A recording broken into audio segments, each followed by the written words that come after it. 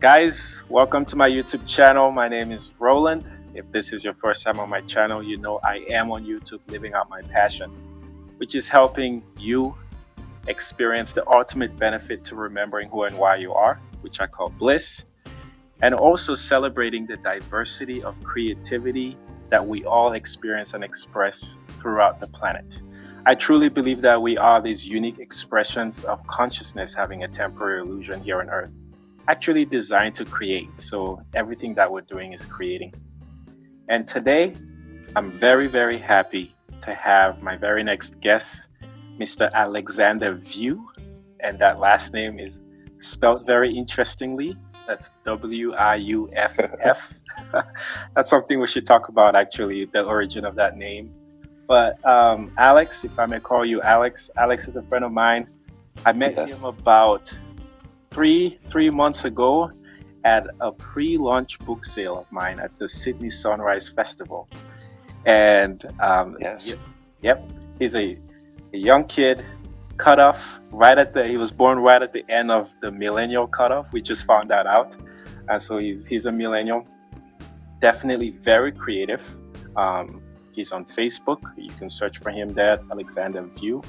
And he showcases a lot of his photography work, which I'm hoping we talk about. But it's amazing stuff. I really am very, very blown away when I see his pictures. But interestingly enough, we actually connected because he bought my book, and he was the first person to want to pay for a copy of Who and Why You Are with cryptocurrency. So talk about creativity. But Alex, welcome, my friend. How are you doing? I'm doing great. Thank you so much for having me, man. No, it's my pleasure. It's my pleasure. So much to talk about. First, we can start off with just your last name is super cool, man. Where's that from, or what's the history? Yeah, it's super European. So I don't know who my grandfather is, but we just my brother and I did our 23andMe results, and we're just European, man. It's a lot of Dutch and French and German. Okay. And so nice. I carry that with me. That's my name. You know, nice. Wiuff. I don't understand the W and the sound, but that's that. That sounds certainly German. The W of the pronounced Wiuff. That's certainly German. So pretty neat. Now, how long have you been in Sydney? Yeah, on and off since I was 15 years old. Yeah. Okay. Nice. So 9 years. Yeah, I'm 24 now. How do you like Sydney, Montana? I gotta ask. It's a pretty... Well, I mean, you could describe, it's hard work. It's desolate. There's not much to look at. There is opportunity if you're willing to work for it, though. Yeah. As for a creative person, I'd say it is. It's not a paradise. Yeah, it's not a vacation spot. I'll say that. You're absolutely right.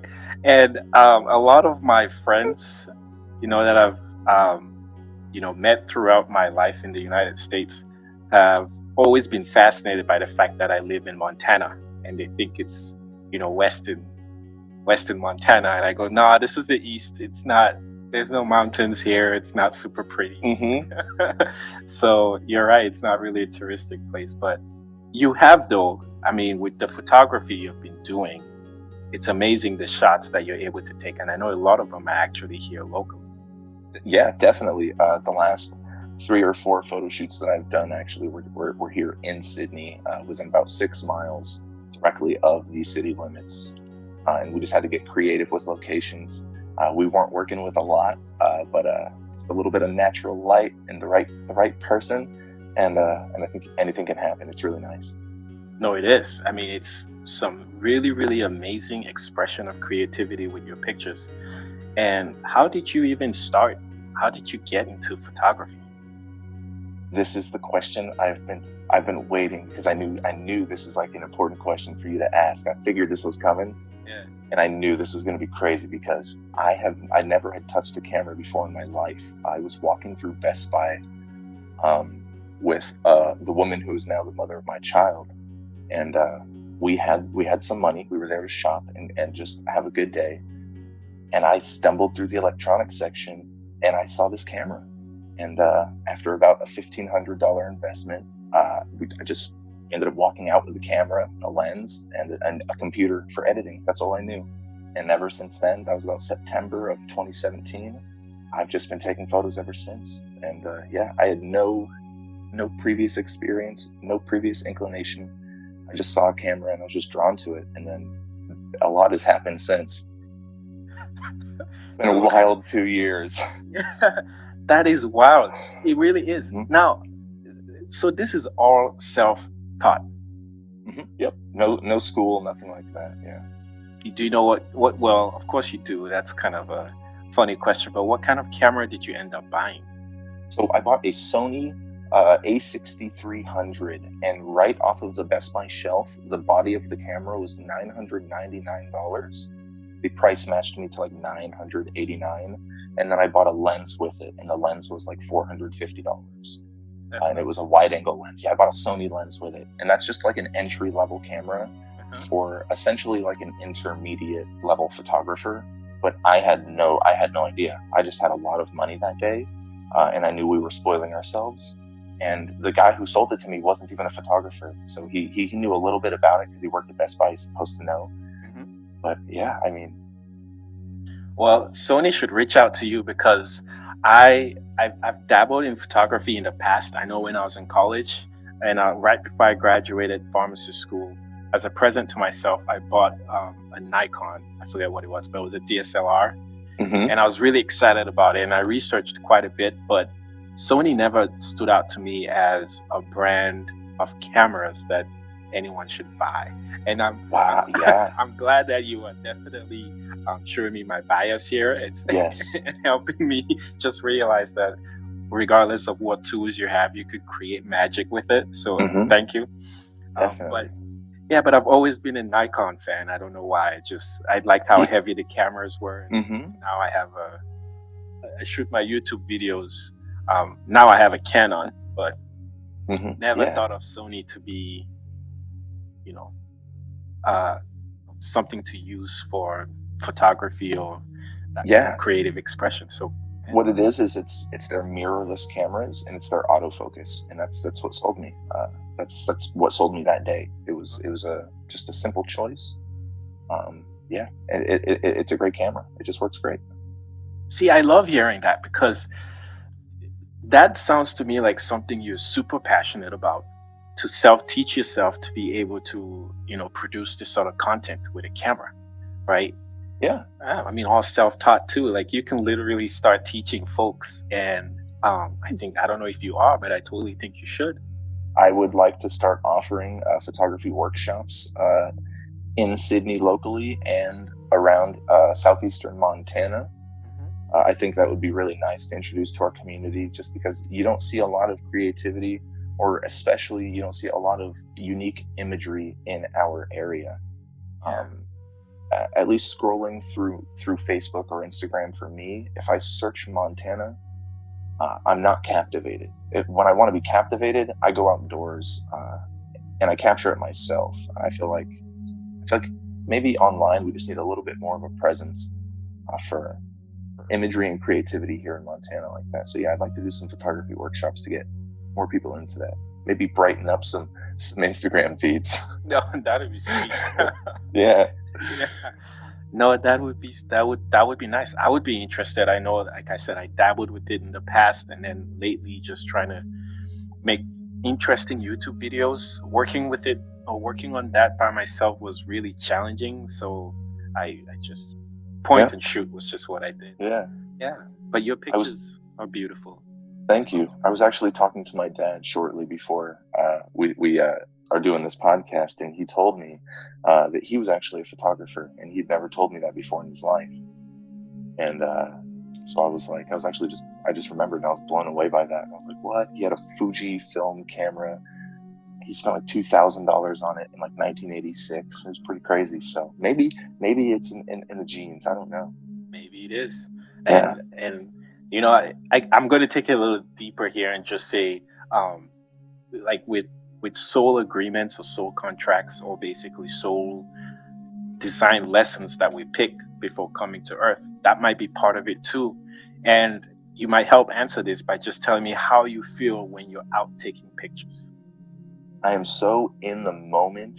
That is that's a good question, right? That's a deep one. Yeah. I feel free of all obligations to reality, like in a sense. Not like, oh, I can go do whatever I want, but it's almost like the only thing I really feel is gravity, you know? It's my bliss. It's something where I feel like I'm not existing. I feel like I'm living, you know? It's and then for me the editing process is the same, not just out when I'm shooting, but when I'm behind the computer and I'm sitting there selecting the photos, or I'm changing the colors, or we're doing the masks, or just creating. I think it's just another world for me. Definitely, it's a place that I like to spend a lot of time, which is maybe why my photos are the way they are. I just spend a lot of time in that world. That's neat. Yeah, no, that's neat. I mean, when people are passionate about things, that's, at least with my experience, that's usually how they express that feeling when they're actually doing it. And with me, it's meditating, and now it's helping people remember who and why they are, essentially, right? And yeah, it's so liberating. And the one thing I've also learned is in that space, you really could care less about people's opinions. Not to say you can't hear it and improve from it, but you never take them as somebody trying to hinder you from progressing. It's more like, okay, I hear what you're saying and I can use that to be better. It's never, this person is putting me down and I'm going to stop doing what I'm doing, right? It's more yes. That's a good idea. I can definitely take it to the next level. You learn to start accepting constructive criticism. Yes. And taking it for what it is, and yeah, but not letting it negatively affect you. I think a big thing with creativity too is we look for likes online and social media, and you look to be engaged with and to have your presence confirmed by your followers. And I think that's a big part of that. There is.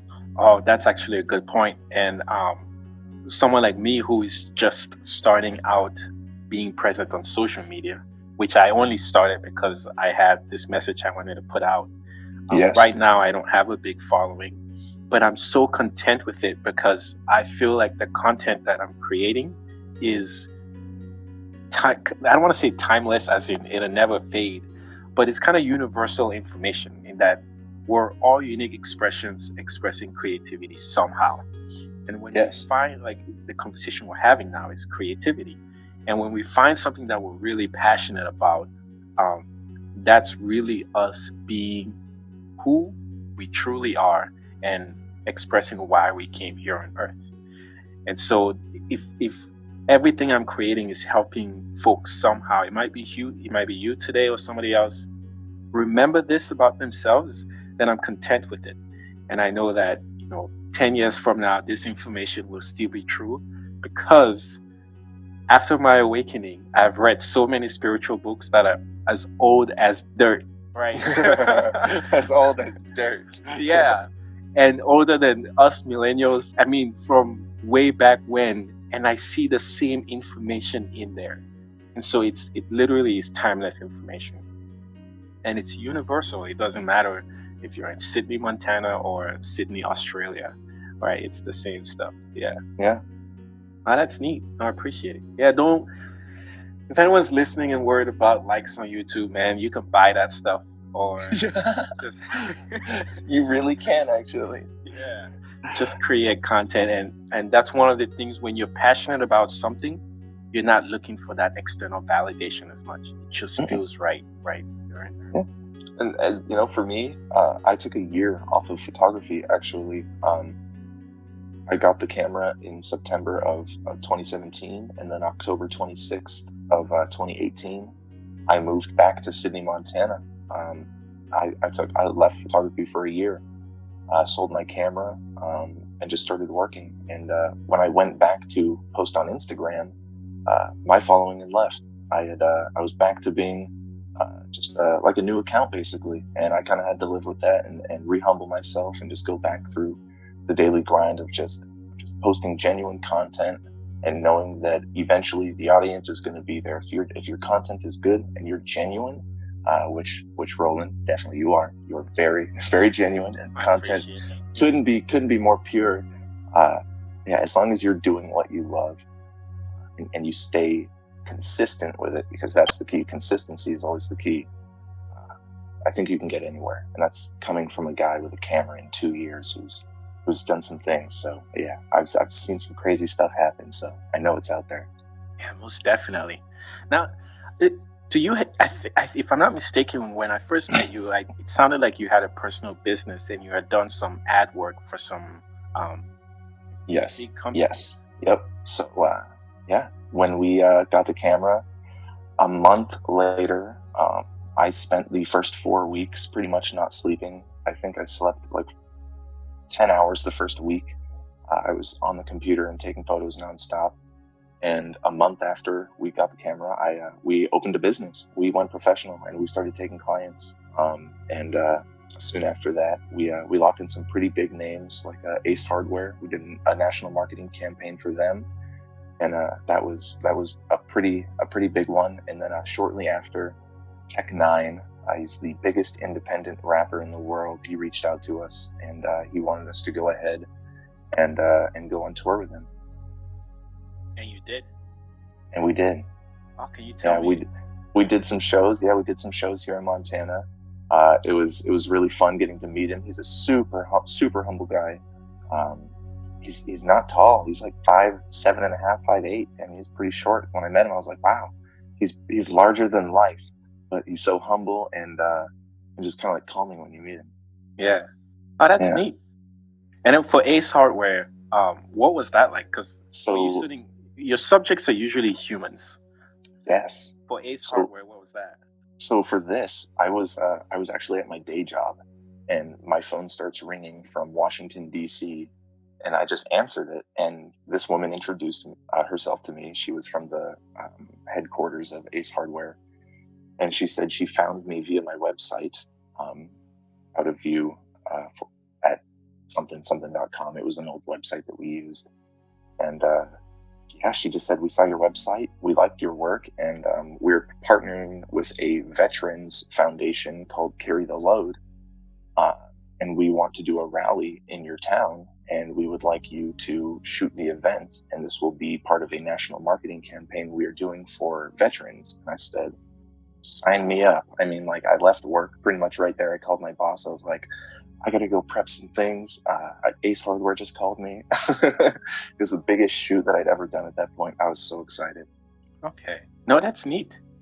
That is neat. So you ended up actually when I hear Ace Hardware, and again, this is just my limited knowledge of the myriad ways consciousness can express itself, but I'm thinking tools. But you ended up actually, your subjects weren't like product images. So it was 3 stages of the shoot. And so the first shoot was solely focused on veterans, and so I went to this veterans monument with a bunch of veterans. I got to sit down and talk to a bunch of people. I got to take their photos and do portraits, and hear some stories. And then the mayor of the town of Hamilton, Montana, came down and he gave a speech. He was a veteran himself. And then later on that day, I ended up going into the Ace Hardware and spending about 3 hours with the employees there, talking and getting to know them, and just taking photos of them interacting with local customers. And then afterwards, we had a party with the veterans at a local church, and I was there to photograph that as well. And so all of that ended up going into essentially a montage of other images and collective media from other photographers into a campaign for veterans. So it was pretty fun. Yeah. And you're speaking about veterans. It's pretty timely. Veterans Day is right around the corner, less than a month away. So shout out to the veterans. Happy Veterans Shout out. You're on this holiday stuff, man. You're good. I work in the hospital. People asking for time off and all that jazz. Yeah. You know this. I gotta know the holiday schedule. Oh, man, that's neat. So here locally, then, if somebody wanted to get in touch with you, is Facebook the best way to find you? Yeah, pretty much the best way. You can look me up at Out of View Photography on Facebook. You can message me just on my Facebook page for Out of View, or my personal page, my personal page, and I think that'd be great. Yeah, that's a great way to get in contact with me. Oh, sweet deal. Oh, that's nice. We could switch gears a little bit here. You have a family and I believe a little daughter. No, close. I have a son. Son. Well, yeah, Yes. close. Sorry. No, you're good. Close. Yeah, You keep it up. You knew I had offspring. yeah, I remember that. And what's his name, by the way? His name is Alistair Raymond Wiuff. Cool. That's a cool name, Alistair. Yes. Yep. That is pretty cool. I named him. I gave him the name. It means the defender of man. Okay. And I learned shortly after his birth that my name means the defender of men. Ah. So I was like, all right. See, I was going to say no pressure for him, but he only has one man to defend. Yeah, one, no pressure, just me. Yeah, unlike you, that yours is the defender of multiple, apparently. So exactly, he's got a bigger job. Yeah. Oh, pretty neat. Congrats. I don't have any kids yet, but we're working on it, so we'll see. Is that in the books? Is there going to be a little Roland Jr.? I'm hoping 2 at once. Really? Yes. I want twins, man. My wife and I, we want twins really bad. And we're going to get them one way or another. I know his soul is going to incarnate and be like, okay, we want this guy to be our parents. You just have to visualize it. Oh, yeah. We'll visualization is key. Manifest it, man. Indeed. Yeah, we will. I listened to, you asked me earlier if I'd listened to your other podcast. I did, actually. I believe somebody from Cameroon, and you guys did talk a little bit about manifestation and stuff like that. Yeah, we did. There's so much to talk about manifestation, and my friend Ndemafia Isu and I had that conversation. He's also from Cameroon, from the same village that I'm from, and we met when I was in Nashville. Very cool dude. He's now in Baltimore working as a CRNA. Definitely wow. Manifested that, for his life. But he's somebody, of all my friends in Nashville, right? It's just a different level of thinking, a different perspective of the world that you get once you start going. I'd say start awakening, essentially. And he was just one person that I could connect with and talk to about this random. Yeah. And I knew he'd be great at it. Can't wait to have him on for another conversation, actually. So that's awesome. Oh yeah. And even if you want to talk about manifesting and alchemy, man, I'm all about that. I was just about to ask you, because I got to ask you. I think it's bigger than anything you can ask me. What is it like to have come from the other side of the planet, essentially, and live in a new world, a new environment? Did you think this was going to happen when you were a child? Like, did you see your life like this? Oh man, that's such a. Because I think it's spectacular. I think it's crazy. And if you've had a plan and you've worked for this, my hat is off to you. I don't think it's luck. I don't think this was luck. I think Roland had a plan. I think you executed flawlessly. Yeah. And hats off to you, man. I think that's just crazy. No, I appreciate it. I certainly do appreciate it. The plan? No, I can't say I had a plan. Literally, I was just going with the flow, fumbling through life like everybody does, not knowing, what the heck is going on. But there were certain things about me that were just different or peculiar. We're all unique, right? We're unique expressions of the universe. So, in my own sense, I was unique, but I began to pay attention to it ever since I was little, like right when I was 8 years old. I just questioned too many things, right? And I was a pretty good kid. I got in trouble as well, like with my parents, and I went to a boarding school for 3 years in Cameroon. That helped shape me up a bit, but it also had huge effects on my life. Moving to the States was a big change for my entire family. It wasn't just me. I moved with 4 of my siblings and my parents, and I was 14 when I moved. Wow. I had no idea what I was getting myself into. Most certainly didn't. And then even my first 4 years in the United States was still like a fumbling experience, trying to assimilate to the culture. I was basically standing out like a sore thumb. I still do it anyway, wherever I go, right? Because that's just how I am. But things started to get a little bit better my later years in college, and then when I graduated and started working, things they settled down. But then right when I think this was in 2013, 2014. I'd been working for about 4 or 5 years at the time. Then things really took a turn for the path that I'm on right now. And it was all just through questions. And then I started meditating to cope with work stress, with school stress. And then the meditation, it flipped for me, right? Just how you're super in the present and very, very comfortable with photography. And it was all self-taught. That was the same with me with meditating. I just got into the point where I wasn't happy. I mean, I look back at that point and I'm not kidding you. I think I was clinically depressed. Yeah. But as a healthcare worker, I don't want to take my own medicine. Yeah. Yeah. And so I just decided that, man, I don't know what to do. Hanging out with friends wasn't making me happy. I was partied out. I was just working nights, going to school at night, never seeing the sunlight or the daylight, literally in the dark. I was in the dark the whole time, like some mushrooms in a basement, Yeah. Yeah. And then one day I just thought, man, what's the worst that can happen if I lay in my bed and just listen to my body? Literally, just pay attention to every inch of my body, my thoughts, my breathing, just lay there. And then I thought, if I do this, what would my body tell me that I don't already know? And then I felt bad. I really did. I felt very sad when I thought about that, because it's something I had never done. But in that moment, I realized I'd always had my physical body as a source of information, a potential source of information anyway, right? But up until then, and I was 28 at the time, up until then, every source of information I'd ever used was outside of me, right? I'd ask questions, I'd go to school, I'd go to church, talk to friends. It was just always outside. Then I'd use my mind to make decisions. But at this time I said, I'm just going to listen to my body. What would it tell me? And then the stuff that started happening, man, you don't find this in mainstream books. I mean, I was going out of body, I was having kriyas, all these body movements, just bizarre stuff.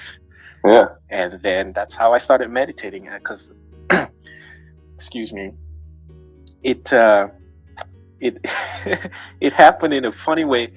It was really scary to begin with, because nothing had prepared me for it. I didn't know if what I was doing was normal, if everyone could do this. And with my upbringing and my conditioning, I literally thought I was possessed with the devil. Like, what is this? This isn't normal. What is this? Yeah. Why is my hand moving by itself? And then it feels so good when I'm done. Why am I sweating just sitting down? Why am I yawning? Why am I stretching different parts of my body as if something's trying to come out? I mean, it was just all these energetic movements through my body, and I could feel it. And I just thought, this isn't normal. What is this? And when things would happen, I would go research it. And then that's how I started to expose myself to this knowledge, which has always been there. And then my friend who I had the conversation with about manifesting, he was someone I felt comfortable talking to, because he was also on this path. But then, interestingly enough, I graduated business school, and at that, that was about a year into meditating. There was no room for me to grow in my current job in Nashville at the time. I wanted to get into business, into management, pharmacy management. And so I just quit my job. And I would not recommend this for anybody, right? If you're listening. Yeah. I had no job lined up, but I just knew I had to quit. I was just like, okay, I can't do this anymore. There's really like an internal shift, something just, get out of here.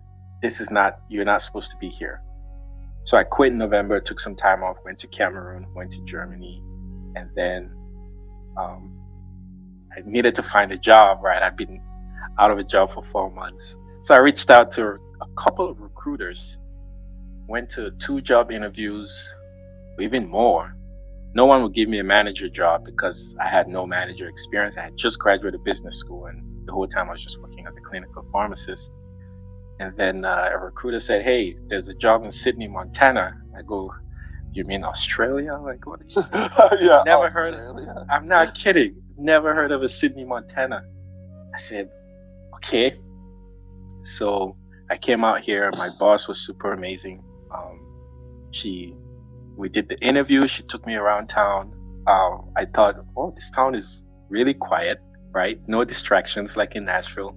So I can certainly meditate, because I kept meditating through that time, and the experiences, they didn't stop. So I was like, I can go work really hard during the day, come home and keep meditating.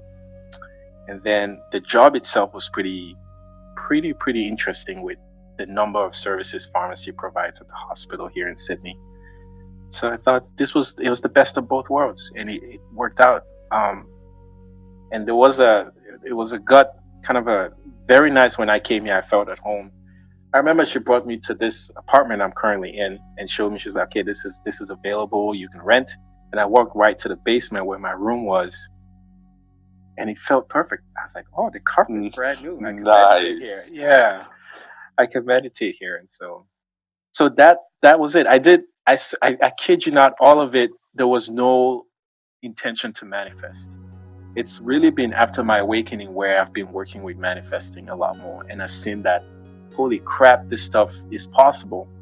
The difference is now I'm really aware of it.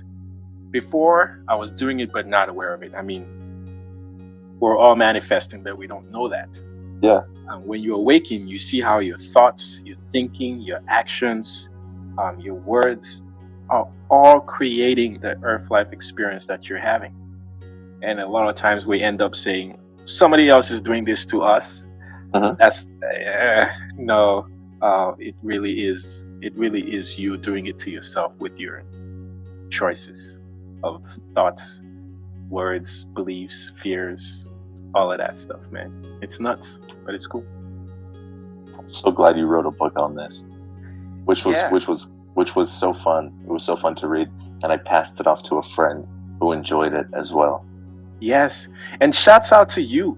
You were the first person to give me a quote on the book, like for real. So. It was amazing. It was. Yeah. People couldn't pull me away from that book the first 2 days I got it, because I was reading it so much. It was so good. I took it to the lake with me. Yeah, it went everywhere.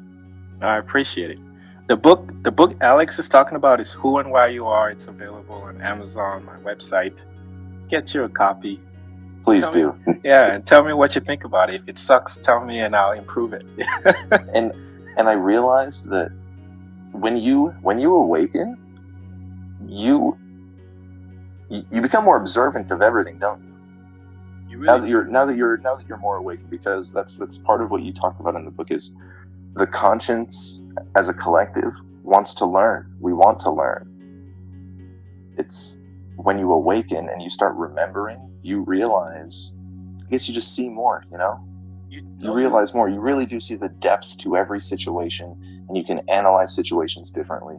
And most people are in a routine of maybe just reacting emotionally to everything that happens, instead of maybe breaking things down more analytically. And I feel like when I saw you, I could tell there was a presence about you. I just knew. I was like, this guy is different for sure. This guy is different. Oh yeah? I could tell. And then when I read the book, I was like, yep, he's different. Oh yeah, for sure. Yeah. He knows some stuff. Man, no, I appreciate that. And we all are, essentially. And with you, I mean, you stood out because of your shirt. First of all, it said XRP. And I go, this guy's really advertising XRP here, the cryptocurrency. in Sydney, Montana. At the Sydney Sunrise Festival. That's pretty.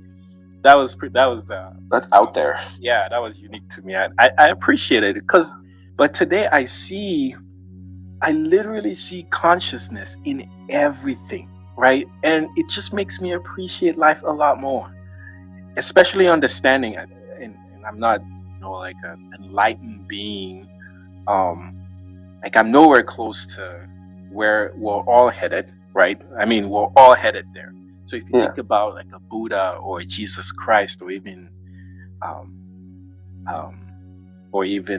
Yogananda, right? These are souls who are super, super advanced, who have experienced so many perspectives of life and are able to see kind of like the complete full circle picture of everything, all these perspectives. And so that's where wisdom comes from, right? Seeing all the perspectives and saying, okay, I love this, or not even love this, or being neutral.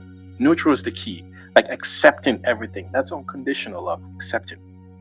And I see that now in everything because I understand that's what consciousness wants. Consciousness has this ceaseless desire to experience everything and then express itself in every which way. And so when you think about that, you see how there is no other Alexander View in this world like you. I mean, you could both have the same names, but if I go back to your life from the day you incarnated in this current incarnation up to today, no one has experienced life the way you do or the way you have. True. None. And so your value now to consciousness is to be authentic, is to go out and be emotionally expressive and creative the only way Alexander View you can be, right? And when you do that, you are teaching, you're providing opportunities to learn, to consciousness, the collective.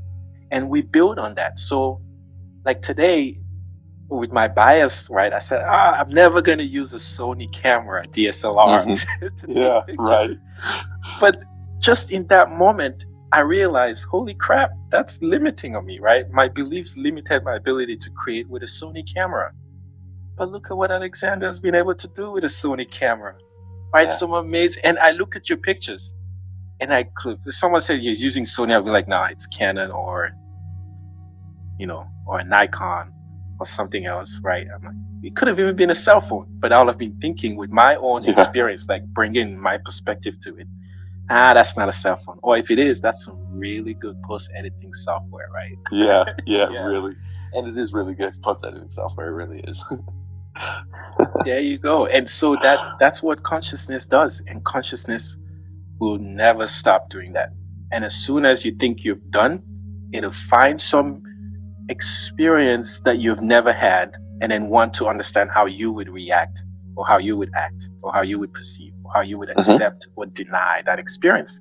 And so it'll present it to you somehow. And then your response is all information, right? At the end of the day, you're creating a bunch of info.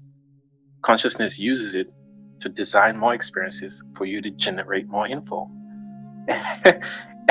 And when you remember that about who you are while you're here on earth, at least with me, bliss, man. You just relax and you're like, what?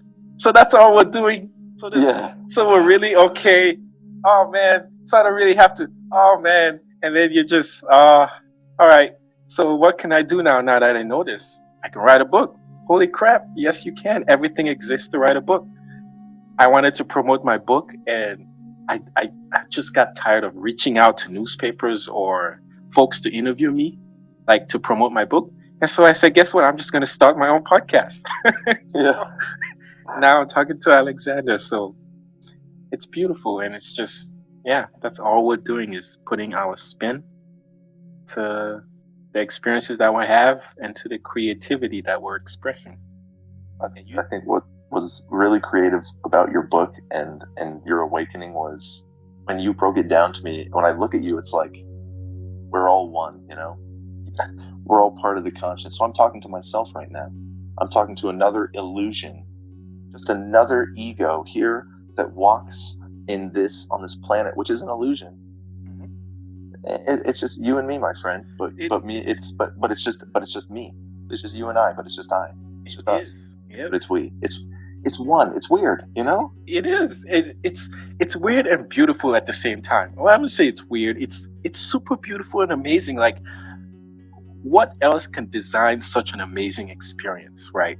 For me to say, if I want to experience, well, I mean, in the book I talk about it to where the most efficient way for consciousness, as soon as it became aware of itself, and then asked, but what else can I be? Or I am XYZ. As soon as that happened, it realized that the best and most efficient way for it to experience everything was to divide itself and then give itself access to all the information that it had, and then to use that information free willy-nilly. And that's really powerful knowledge, because today on Earth, we do similar things, but we limit it because of fear. So I'll give you a very simple example. Do you currently, other than photography, what else do you do? Like, do you work somewhere else, Alex? Yeah, so currently I have a really nice job in the oil field industry. It's a tech job. I manage the chemical inventories for some of the big oil field companies out there. That's awesome. Like, oil field is really huge in this region. And so if you think about the oil field company itself, what's the name? Who do you work for? ONEOK? Economy. Okay, Economy. Excuse me. So if you think about economy is a unique expression of consciousness, right? And then every employee of economy is a unique expression of economy. So if you think about it that way. Now, the difference with actual unique expression of consciousness, and then like what we create here on Earth is economy doesn't have unconditional love for all unique expressions of itself. And it's not a bad thing. It's just how the Earth life environment is designed, right? Where there's the introduction of the illusion of being separate and unique. And so what economy does is, for it to be efficient, it divides itself, right, into all these employees. Yep. But the difference is you don't have access to all the information that every employee at economy has. I do not. Right? Yeah. And so that's one of the big differences with consciousness. Like, we all have access to all the information that consciousness knows. Once you reconnect with your soul, you see that you do. And then now you consciously at that point pick how you want to provide value to consciousness by saying, okay, I want to help people by being a physician or a pharmacist, and I'm really passionate about it. Or, since I'm talking to you, by taking pictures passionately, right? And so you do that, and that could be part of your soul contract, etc. But at any time you can change, and if you want to learn anything, you can go back. Consciousness says, come, let's do it. That's unconditional love. Whatever information you need is there. At your job, usually if you have like a sign on to an email or access to the company's records, it's limited. You don't have access to everything. And what that does, it's not unfortunate. It's not unfortunate. It's both, depending on how you want to see it. What that does is it requires you to be super creative at your job so that you can work and do more with just the limited information that you have. Exactly.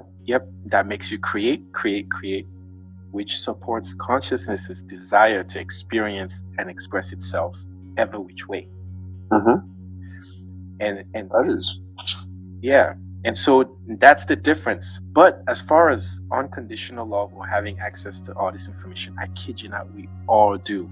I mean, coming from Cameroon in West Africa, I would have never, ever, ever thought that I would use meditation, which is a foreign language where I was born. I'm not kidding you. To attain this level of awareness here on Earth that provided me this much bliss. So who would have thought? Yeah. Not me, I promise you, not me. And it's entirely possible for everybody. So, but yeah, we really are unique expressions of each other having experience with ourselves. And when I thought about that, I was like, oh, when you're having sex with somebody, you really have that's yourself, man. That's why you have to be good. That's why you have to be nice to everybody. And that's also why consent is important, because guess what? The coin's going to be flipped at one point. Oh, yeah. Yeah. Yep. You better be nice to yourself. And be nice to yourself. Be nice to others, because that is you. It's us. Indeed. And I mean, not being nice, it builds into so many things. And we can switch topics here just drastically after talking all this stuff. But I mentioned earlier that one thing that led me to this was just being in a state where I think I was clinically depressed at the time, right? I was just really sad. I hadn't seen the daylight in almost 2 years, barely saw family members or friends. And I wasn't suicidal or anything, that's for sure. I don't want people to worry here. I was still working, but I just knew I wasn't happy. And so that's what led me to meditating. And I know that at least with me, I don't know much about depression, except that it's not a fun place to be in, and that there are many tools that people can use to find your way out of it. And the biggest first, at least in my opinion, the first big important piece is to recognize that you actually are in that space. Oh yeah. Yeah. Realizing you have a problem is always the first step. Do you often find yourself or are you able to snap yourself out of a negative mindset if you just get into a negative train of thought and you didn't consciously choose to think that, maybe it just popped into your head? Are you pretty quick about snapping out of that and just... For some things, yes. For certain things, it might take a little longer, but it usually doesn't last very long. And the advantage is just knowing yourself and knowing which tools you have available to you that will help. So with me is meditating, one, but then also just having that knowledge from experience of who we truly are and why we're here. And then never, like now I can never forget this. And I mean, part of it is just because of the awakening. But many people are aware that we are unique expressions of each other interacting with ourselves, and that we're infinite beings, and our ego, like Roland and Achenjang or Alexander view, is temporary. Now, just because they're aware of it doesn't mean they've experienced it and truly know it. So an awakening provides you that knowing, and then a perspective change or shift. So that would be an advantage.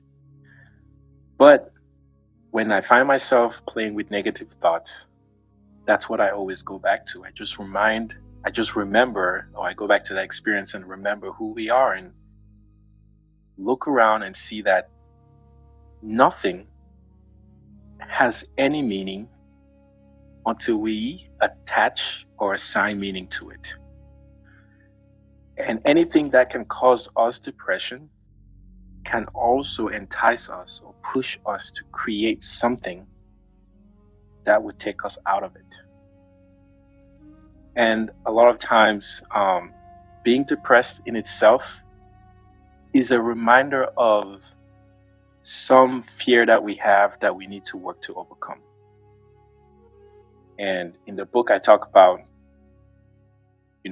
hell not being really a place, more of a state of mind where you are not courageous enough to see the illusion that your fear is and then overcoming it, because then you just end up experiencing it over and over and over and over in myriad ways. Yeah. And so my biggest tool is meditating, taking myself away and calming down. And on my YouTube channel, I have some videos there on how to meditate. There is no one way to do it. The biggest thing is just recognizing how your mind is the one doing it in the loop, and then finding what provides you a sense of bliss, whether it's taking pictures, and then going to that to help you heal. But at the end of the day, I think it's really important, if you know what's causing you the depression, to be able to face it and then love it. And there are many tools, right? You can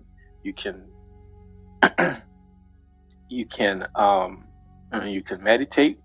You can also give the fear back to consciousness, right? To say especially if you've learned a lesson that it's designed to teach you.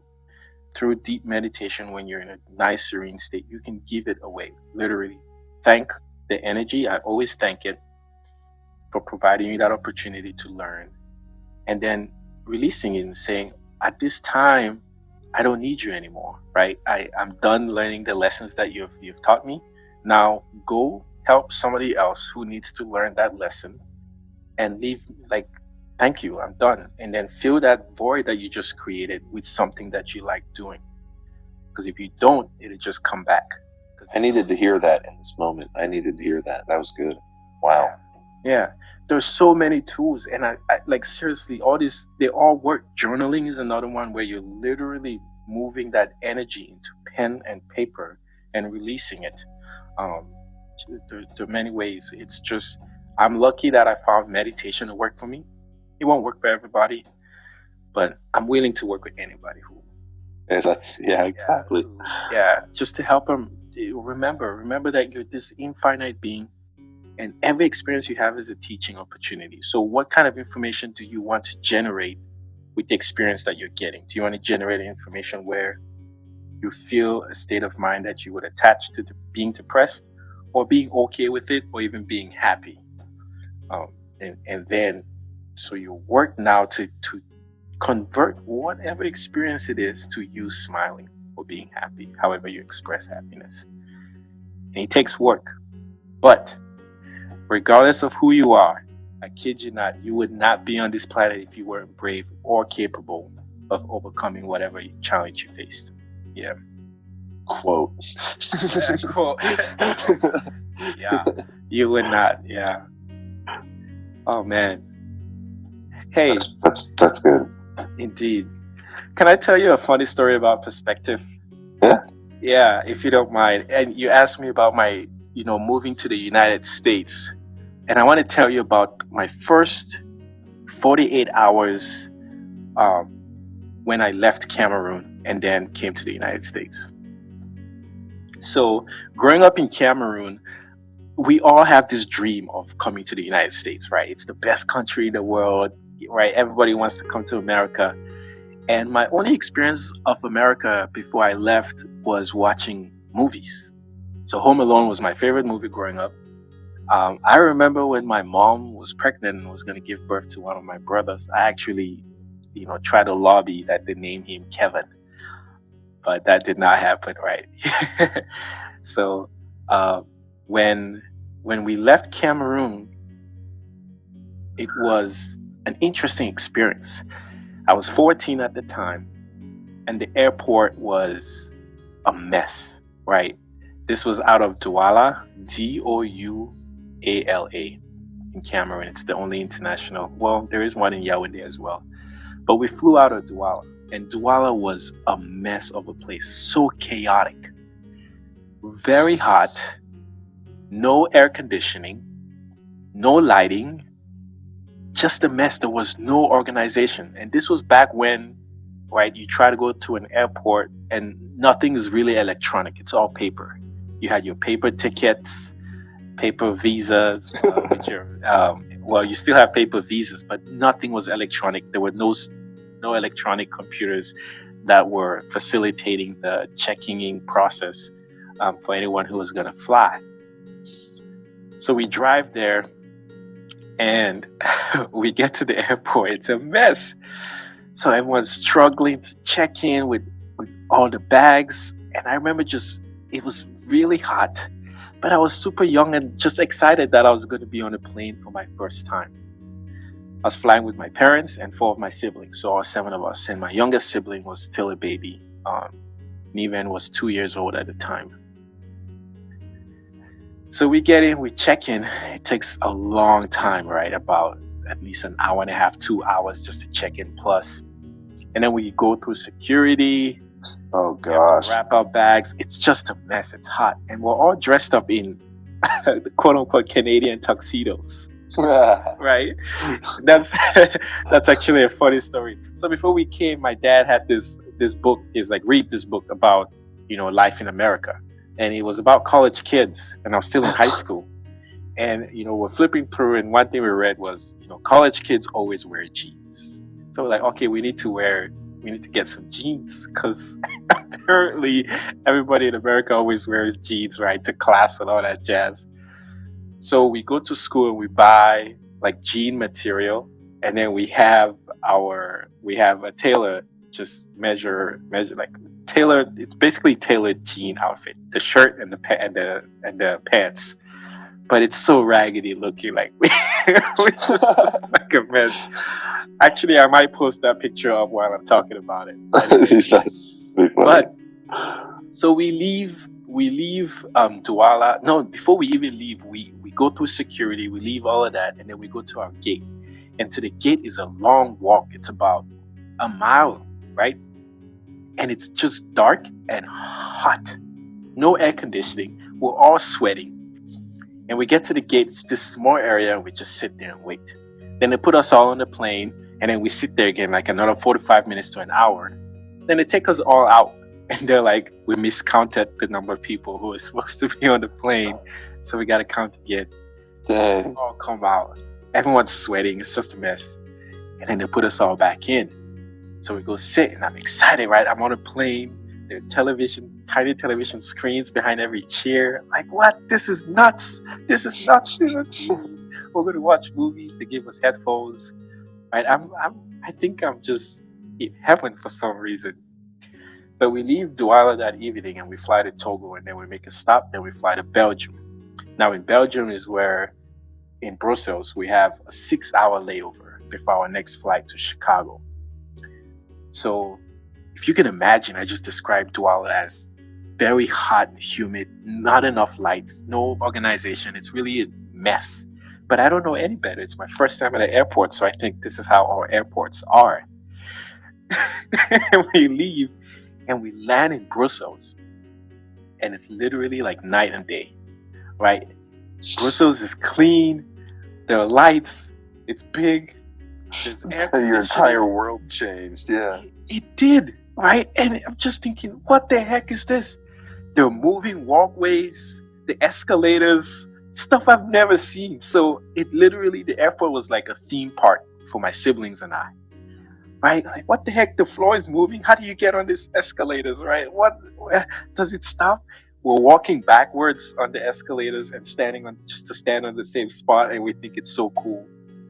We go to the bathroom to use the bathroom, and we pee, and it automatically flushes. And we freak out. And then to go to wash our hands, and we don't know where the faucet is to turn, and then we see somebody come in, and it's the automatic. Yep.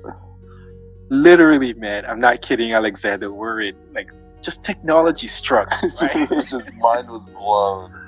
Literally, I'm thinking, this is nuts. The towels are coming out. You just have to wave your hand. We're literally playing with the towels and the soap.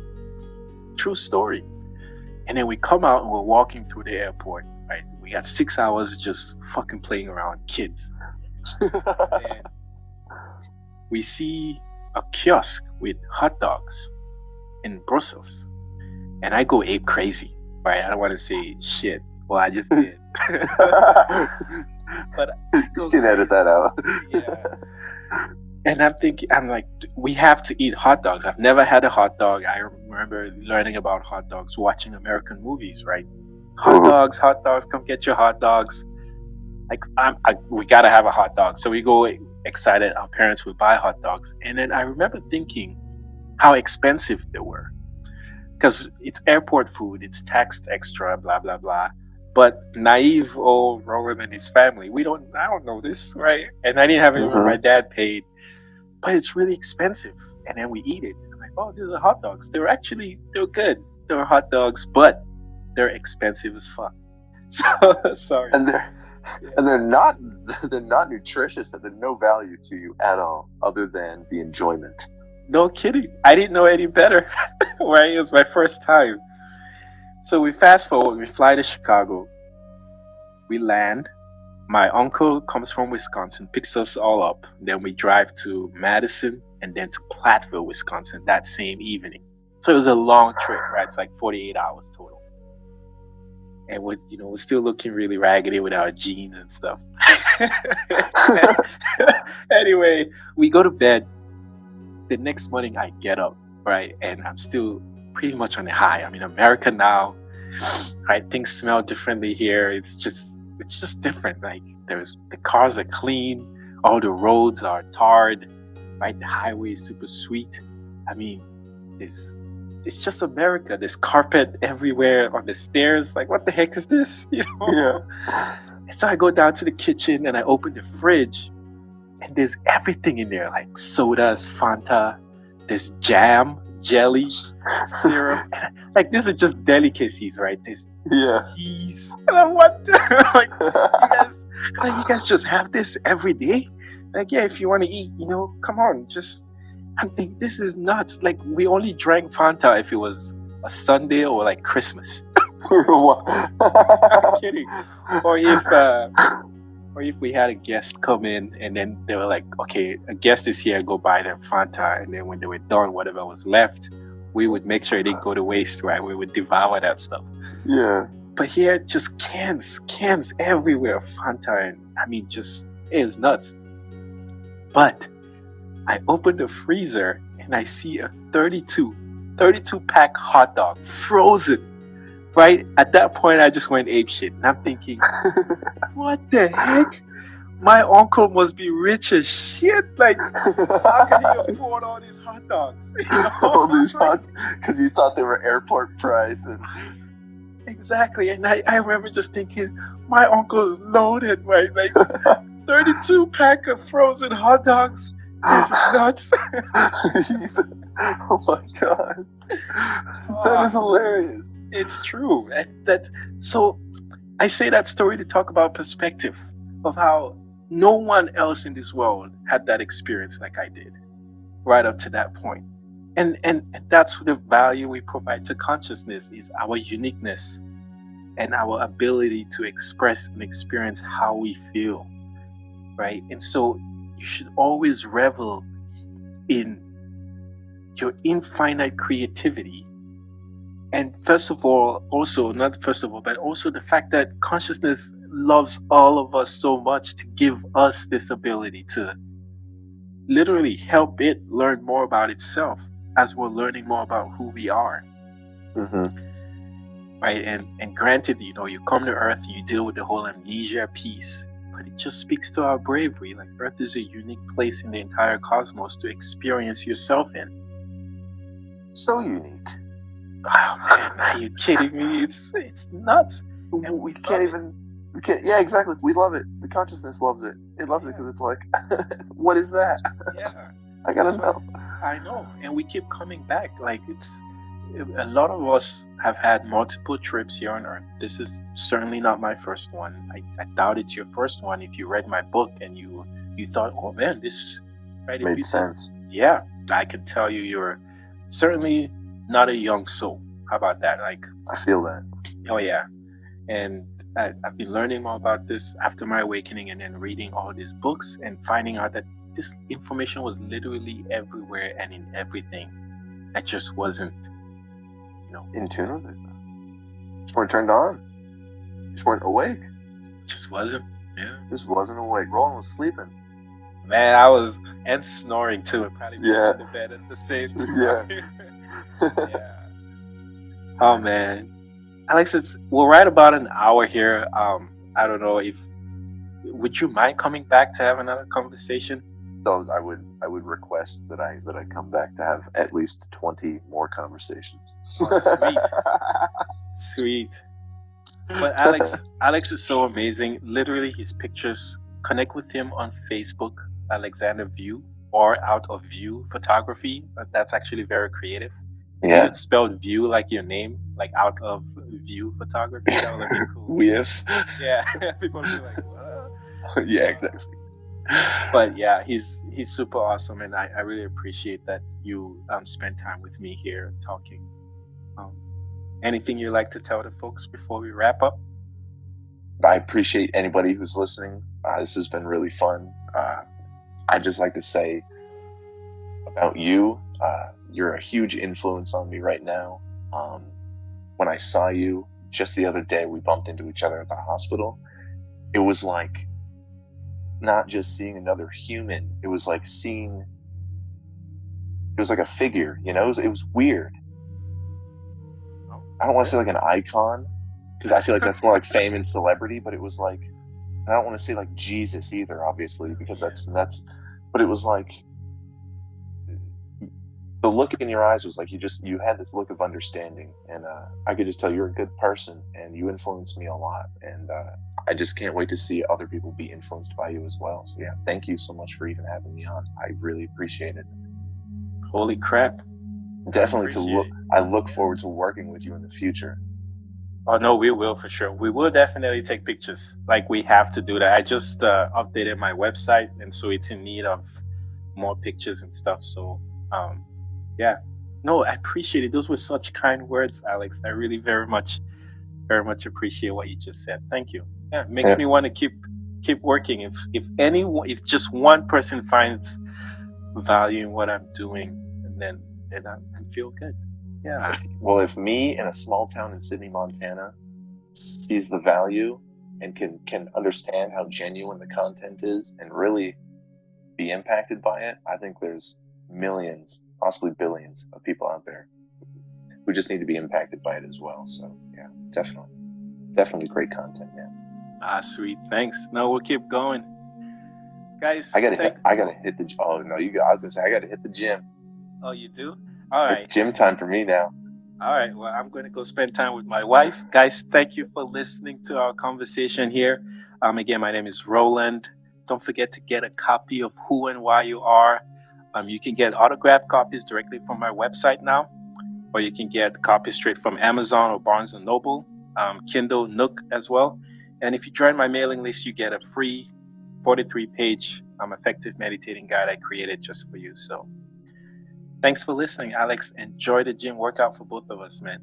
Definitely. Hey, I got you, man. Have a great night. Thanks for having me. You too. Take care, bud.